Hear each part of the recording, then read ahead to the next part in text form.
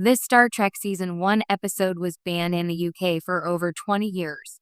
The original Star Trek series, with its groundbreaking mix of science fiction, social commentary, and optimism for humanity's future, pushed boundaries from its very first season.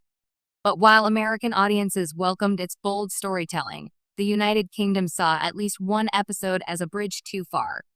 The Empath, an episode from Season 3, was banned by the BBC and remained unseen by British audiences for more than 2 decades. But why would an episode of such an idealistic show be deemed too disturbing for broadcast?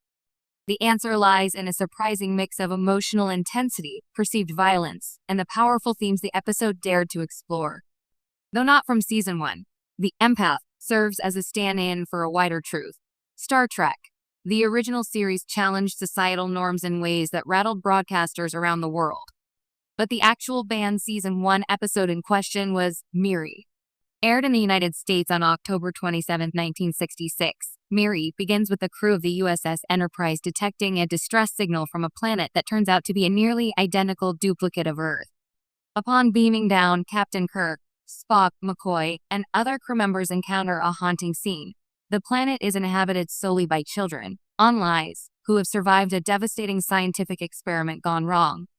These children age incredibly slowly and are terrified of becoming adults, or grups, a transition that inevitably leads to madness and death. The themes of biological warfare, viral pandemics, and the breakdown of societal structures prove to be strikingly grim, even by Star Trek's bold standards. But it wasn't just the apocalyptic tone that disturbed the BBC. It was the children, and how they were portrayed. In Miri, the young survivors are shown teetering between innocence and savagery. They attack the adult crew members in a primitive frenzy. Their fear of adulthood is presented through unsettling rituals and violence. The psychological intensity, paired with imagery of decaying bodies and disease, created an atmosphere the BBC found too distressing for a young audience. In 1970, the BBC began repeating Star Trek episodes but quietly excluded Miri from its rotation.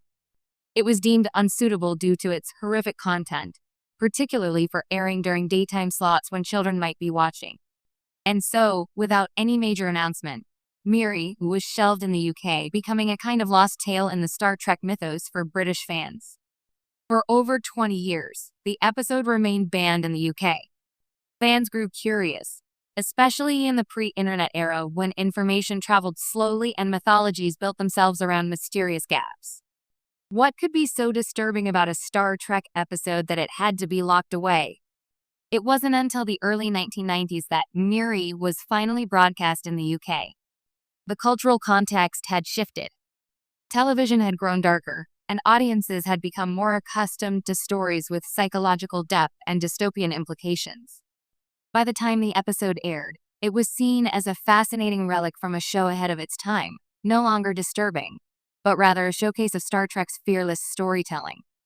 But Miri is still unsettling. It's not the episode fans show newcomers to highlight the show's optimism or adventure. It's somber. There's a tragic air hanging over the children's fate, and the cure Dr. McCoy creates feels more like a bandage on a gaping wound. There's no clean resolution, just the grim hope that these children, alone on a broken Earth, might rebuild something better. There's also the uncomfortable dynamic between Captain Kirk and the titular Miri, a teenage girl who develops a crush on him. While Kirk tries to gently distance himself, the implications are difficult to ignore. For 1960s network TV, the ambiguity around age, sexuality, and power dynamics was far more provocative than it might appear now. That aspect alone may have been enough to trouble censors at the BBC. Yet, in many ways, Miri epitomizes what made Star Trek revolutionary. It wasn't afraid to take viewers to dark, uncomfortable places. It tackled issues like disease, fear of aging, the failure of science, and the collapse of innocence, all under the guise of science fiction. In its own eerie way, Miri held up a mirror to society, showing us how fragile civilization can be when hope and understanding are replaced by fear and ignorance. When it finally aired in the UK decades later, it arrived in a different world. But